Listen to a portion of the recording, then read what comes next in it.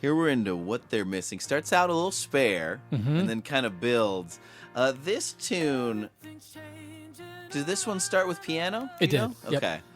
And are you playing and singing as it's arriving? Are you doing all these things together? I know I'm just trying to figure out your process. Yeah. Usually, yes. Okay. Yeah. This was one that I don't like to get too far in either direction. I like to have them happen together. I want the music and the lyrics to match. And so this was one where they both sort of came naturally. I distinctly remember writing this one and being like, I'm just going to sing and see what happens and see where it lands, and then my fingers will follow from there. Are you a big rewriter, like lyrically? Not really. No? I'll rewrite them in real time. Yeah. Like I'll figure them out as I'm going along, but it's like, I mean, this is like body work, man. If I write something down and I sing it and I go, no, that's not it. Will know. Yeah, I'll know. I'll wait until I get that thing in my body where I go, oh my gosh, like that came from somewhere else. Yeah. Now I'm the vessel. Yeah. Okay, let's move. Yeah. I guess you know it when you feel it, right? Yeah. And you're somebody like, you would know all the technical parts of music, but you also play based on feel, it seems. Absolutely. Do you know what I mean? Completely. Is that how it is to you? It's more of a body thing than a head thing as you're playing? 110%. It has to be.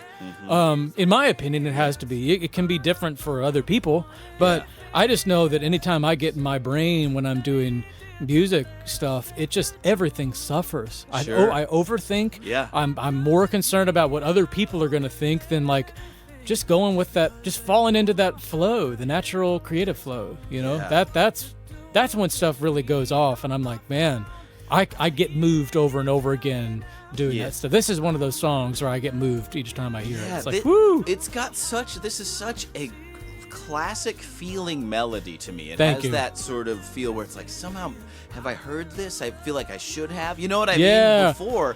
And when you get these melodies, I'm sure you know, like, this feels simple and straight, but it's right? Yeah. This was one that it's like a big amalgamation of Carole King and Donny Hathaway and like some 90s R&B. This and is what stuff. Babyface is what I was thinking of. Yeah, and I would Seal go with even, that. actually. I thought Boys to Men in Yeah. some spots, especially the don't know what they're missing. That thing. It's like, ooh.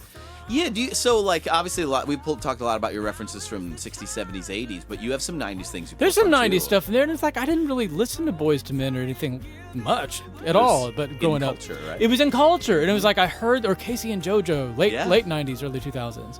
It's like I heard this stuff everywhere, and so it was like the stuff that I really, really knew well, it just got a little extra dash of that stuff that I just kind of knew through my subconscious that I just heard on the radio or floating around for a while. But this one though was something I really referenced Carole King and Donny Hathaway and Al Green a lot. Classic. Yeah. But I want it to be like but I also reference like Man in the Mirror.